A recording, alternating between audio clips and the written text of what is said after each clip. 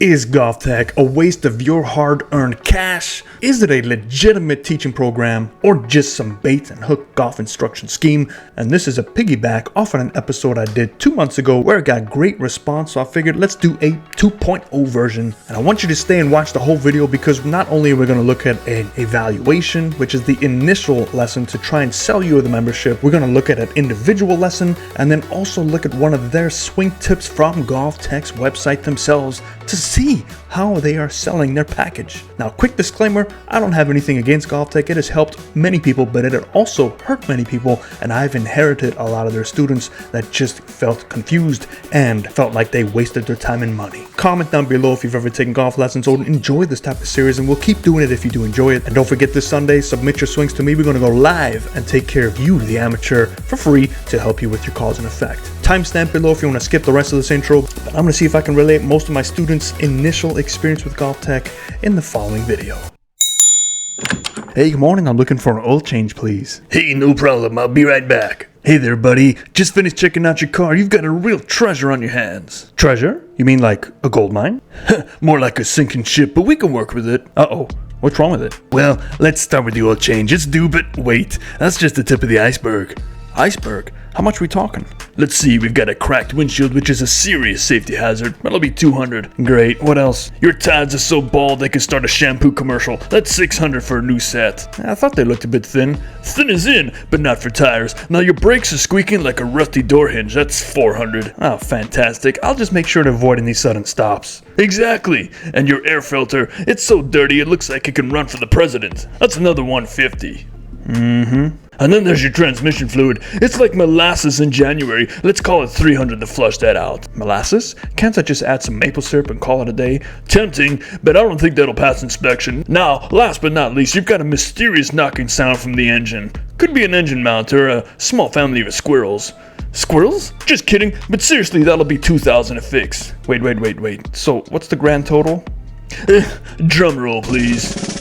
$3,500. For an oil change? Well, it's not just any oil change. It's a complete car rejuvenation package. Oh, great. I always wanted my car to feel like it got a spa day. Exactly. So how do you want to pay? Cash, credit, or should I set up a GoFundMe for you? How about I just take my car back and see if it can get a second job? Smart move. But just remember, if those squirrels come back, it'll be on you.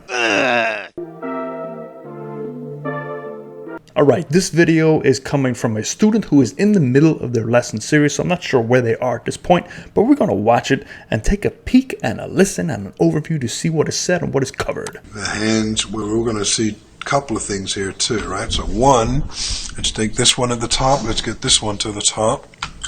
Night and day, right? So watch. Number one, if you look, but also remember we talked about the daylight, and also look at the depth, okay?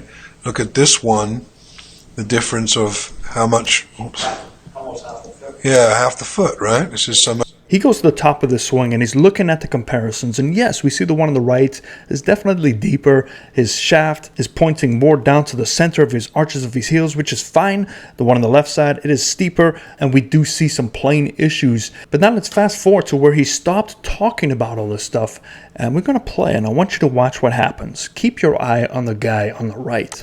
Okay, versus we got to get this shaft. Did you see that? So let's back up one more time. So he stopped the swing at a time where it looked good for him to make a point, but let's take a look again. Versus we got to get this shaft. So he didn't really go to the top of the swing. He just chose a point in the newer swing on the right side a little bit sooner so he can say, what a great job. But you know what? Just for you, I cropped this video and we're going to do a comparison. And we're going to pause it right at the top and take a look at the difference. So let's check it out. Okay, so for reference, these are the two videos separated so we can see the one on the right is the newer one that he wants them to look at. The one on the left is the older one. And yes, we can see some good results here. But the problem is if I continue this video and we see that he does not necessarily stop the swing where it is at the top, look at that. So this is where the swing does stop at the top. And now let's redraw his lines on the new swing and let's take a look at the difference. So we draw the line straight down and then we also draw his little arrow. and we can start to see. Now, do you guys see much difference? I don't see much difference. The only difference I do see is the left heel is not as high as the one on the left side, which means he's probably reducing some sort of turn. But when you take a look at this, the same body position is at the top. If he were to truly stop the swing at the top of the new swing, instead of just choosing to stop at midway back to say, hey, this looks so much better. So the degrees of the shoulder tilts aren't that much difference. We're going to do a rough spine angle check to 130. And remember, this is just eyeballing it. And so number-wise, it doesn't look any different. And this is the one thing I want to caution you when you are taking lessons at this facility. And I'm not saying that they all do this, but they do find a point in the swing to compare it. And if you don't know any better, you just go, oh, that makes a lot of sense. But what we can see on the left side is a difference with the arm, with the club position, where this one is crossing the line. So they might be working on something with the wrist hinge, the wrist set, some sort of turn, whatever it is. This is not fair to the student because he went away home thinking he did something different and better based on the lesson review that was given to him. So to me, this is a big disservice to the student. Okay, this next one is a swing evaluation. Now, it's not a complete swing evaluation. Whoever uploaded this stopped right at about impact, but it's going to give you enough idea of what to expect when you go for an evaluation. And keep in mind, when these evaluations are done, it is a business, so they're trying to point out all the flaws, much like that mechanic intro of your swing, so they can then sell you on a package that's much higher than probably what you need. But that's just my own opinion, but I'll let you come up with your own opinion once we listen to this. Between the butt of this grip here, which is probably right, butt of the grip's probably right in there, and our belt buckle. Okay. See that? Yeah. That's a lot of space. At most, I'd only ever want to see about 6 inches or so. Yeah. Yeah. So it's gonna feel, you know. See, that looks good. See, now where your hands and arms are just hanging, that's where you grip the club. So if you were to stand up straight and just simply, you were just to bend. So now he's standing up, displaying what the correct arm hang is. Reaching out here, I also don't want to be, in my crotch way, where I've got no room to move. But everyone, I did for a very long time. Everyone reaches. Okay. I've gotten in my, few years working here, I've seen maybe less than a handful of people that are actually too close to the ball at first. Everyone reaches. That's just the nature of it. Okay. Now that is true. A lot of people do reach for the golf ball when they first start out. While you do reach, your weight distribution is very good. So your weight is very centered. So you've actually done it in what I would almost say in the correct way, which was you've dropped your rear end back, bent from your hip, and that's how you've gotten so far out. So overall, your posture, it doesn't look very bad. I just think you need to get your hands closer to you. And whatnot. Okay, so he did a decent job of explaining some cause and effect by reaching out. In order for him to feel as an athlete that he is centered, his rear end has to pull back even further. So we see how much of that rear end is sticking. If we had a line here, we could draw straight down. There's a lot of space between his heels and his rear end. So I think a better way of explaining that is talking about being centered as an athlete. And clearly he is an athlete naturally to find that centeredness. And by changing some postures, we can also alleviate some issues in his swing. But what he hasn't addressed yet, which is a little concerning, is that forward press. I mean, look at that amount of forward press. That is just inviting chaos. Is a strong grip, but let's give him some time. Let's see if he talks about that grip. We do have an extremely strong grip. So there it is. I'm going to give you a grip trainer. It's going to kind of just show you what it feels like to grip it properly. But this is going to... Okay, so grip trainers. Now remember, grip trainers are for a static, basic, neutral grip. I would not use a grip trainer because we don't know what type of rotations he has and his ability, because a stronger grip actually invites more body rotation. A weaker grip invites more hand rotation and hand manipulation. So you have to look at the individual before you start messing with the grip. Now, it seems like he started with a strong grip, so I would imagine he has some ability to use his body more so than others. So I wouldn't go straight to a neutral grip.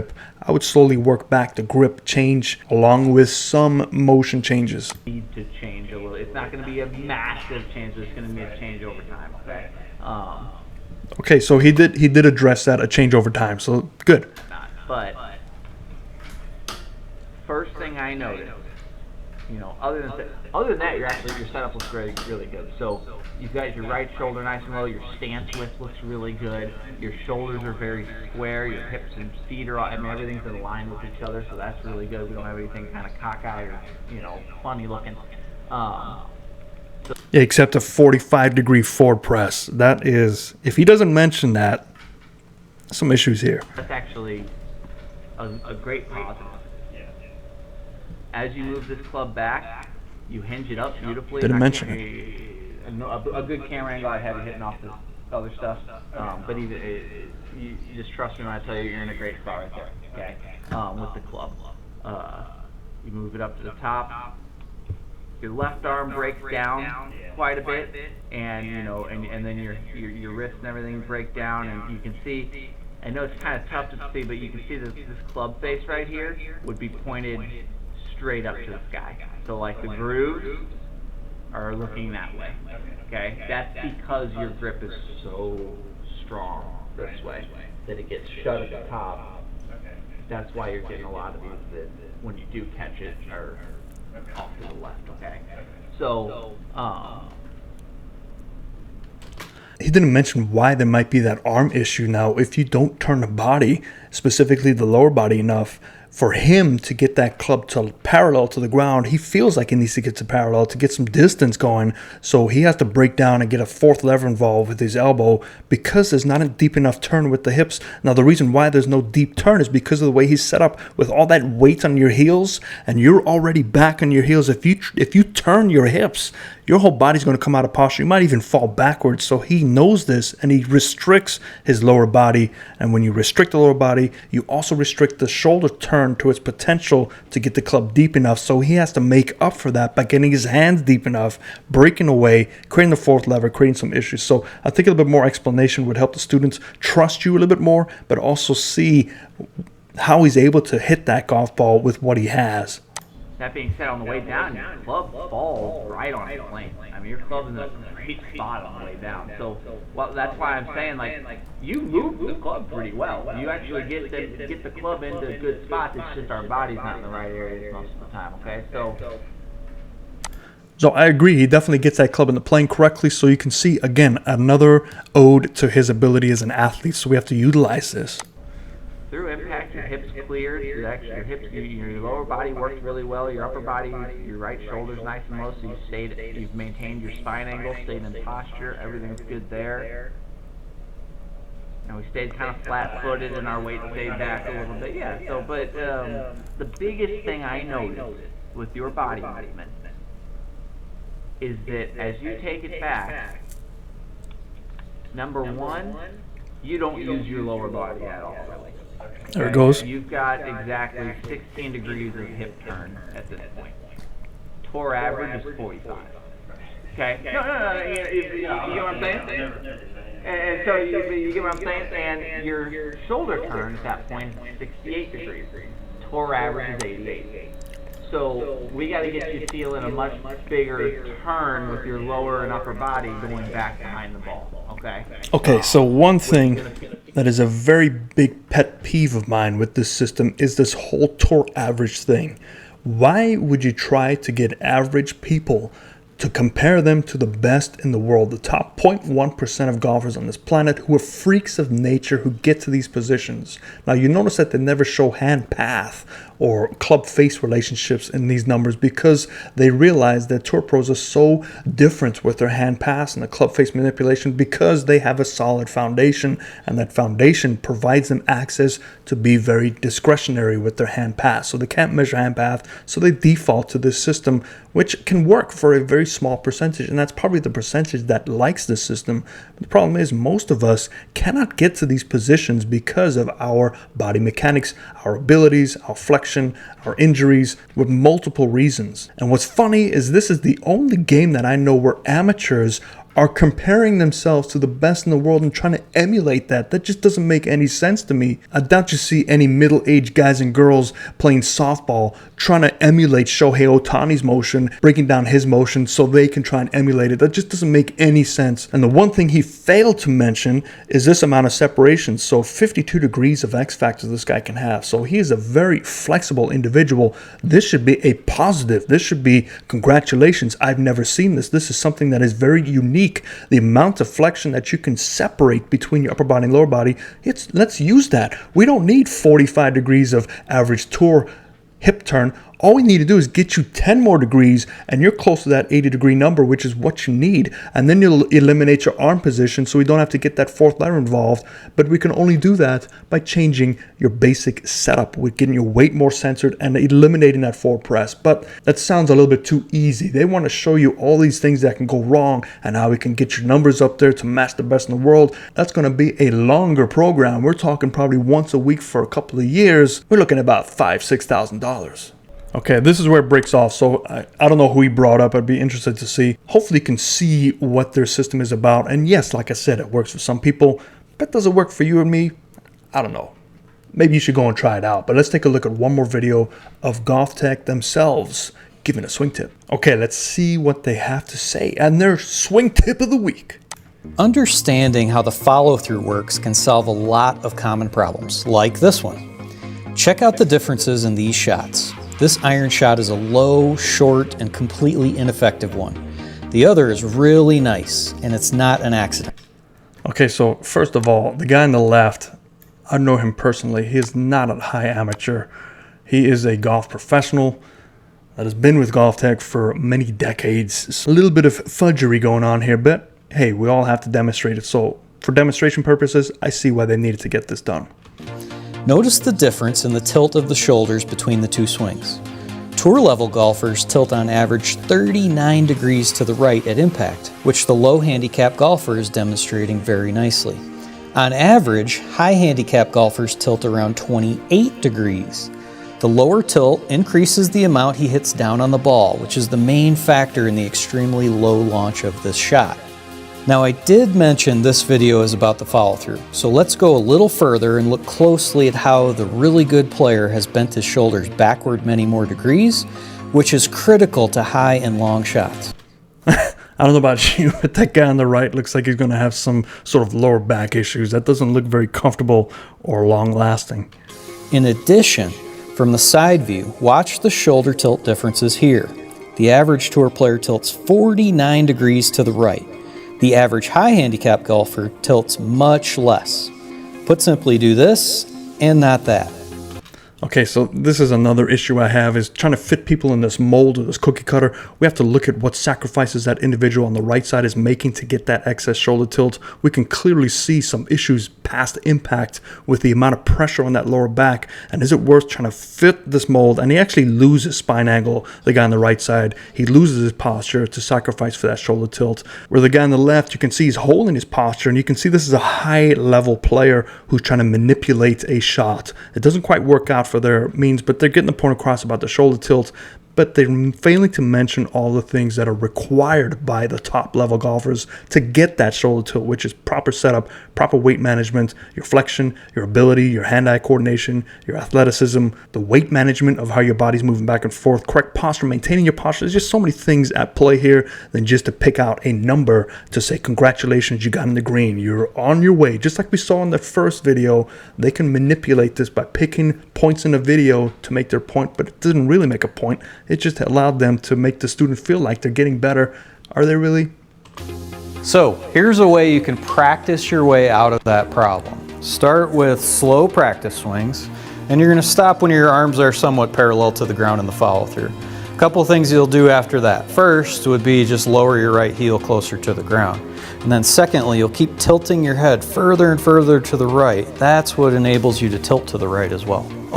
So I want everybody watching this to go and give that a try on the range. Let me know in the comments down below when you do this. Did it help? Did it make sense? Because the one issue with that is we have to look at why the person is standing up out of their posture and not keeping the right foot down if that's what the instructor wants to do. By giving a past impact drill, you might be creating a good feel for them, but why are they not in that position past impact? Clearly something has gone wrong pre-impact, and we're not addressing that. You're basically trying to put lipstick on a pig, trying to make changes for the end of the swing. There's a reason why that person's at the end of the swing. You're not looking to change the end of the swing. The end of the swing is a result of what happened at the swing or before the swing even started. Change that instead of the end of the swing. So did you like this type of stuff? If you do, hit that like, share, subscribe. And if you do want me to do another one of these GolfTEC evaluate the evaluators, let me know in the comments down below. But other than that, I hope that helps you. Don't forget about Sunday free advice for all my subscribers out there. Send me a video of your face on down the line and we'll have some fun on Sunday. And hopefully the Dodgers would have already taken the Mets. Fairways and greens.